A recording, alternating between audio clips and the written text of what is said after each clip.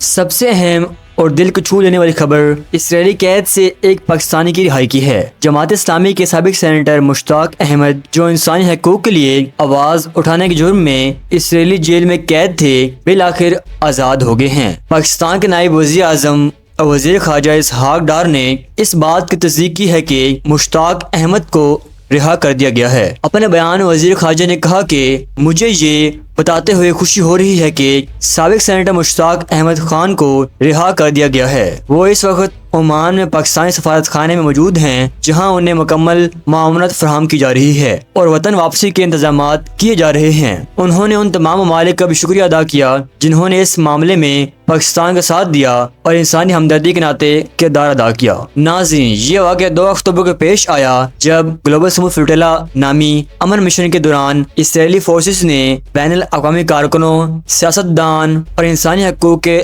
علمداروں کو اپنے قبضے میں لے لیا تھا۔ اس قافلے میں دنیا بھر سے 500 سے زائد افراد شامل تھے، جن میں اٹالین سیاستدان، سویڈن کے مشہور ماحولیاتی کارکن گریٹا تھنبرگ اور پاکستان کے سابق سینیٹر مشتاق احمد خان کے ساتھ پاکستانی شہری سید عزیز نامی بھی شامل تھے۔ یہ سب لوگ انسانی امداد لے کر غزہ کے معصوم عوام تک پہنچنے کی کوشش کر رہے تھے، لیکن اسرائیل نے ان کی کشتیوں پر قبضہ کر لیا اور درجنوں افراد کو جیلوں میں ڈال دیا۔ مشتاق احمد نے رہائی کے بعد اپنے ویڈیو پیغام میں بتایا کہ میں اپنے 150 ساتھیوں کے ساتھ آردن پہنچ چکا ہوں۔ 5 سے 6 دن اسرائیل کی بدنام زمانہ جیل میں ہمیں قید رکھا گیا، جہاں ہمیں بدترین تشدد کا نشانہ بنایا گیا۔ ہمارے ہاتھوں میں ہتھکڑیاں، پیروں میں بیڑیاں، آنکھوں پر پٹیاں اور اوپر بندوق تانی گئی۔ انہوں نے بتایا کہ ہم نے اپنے مطالبات کے حق میں 3 دن تک بھوک ہڑتال جاری رکھی، لیکن ہمیں پینے کے لیے پانی، ہوا اور طبی سہولیات تک سے محروم رکھا گیا۔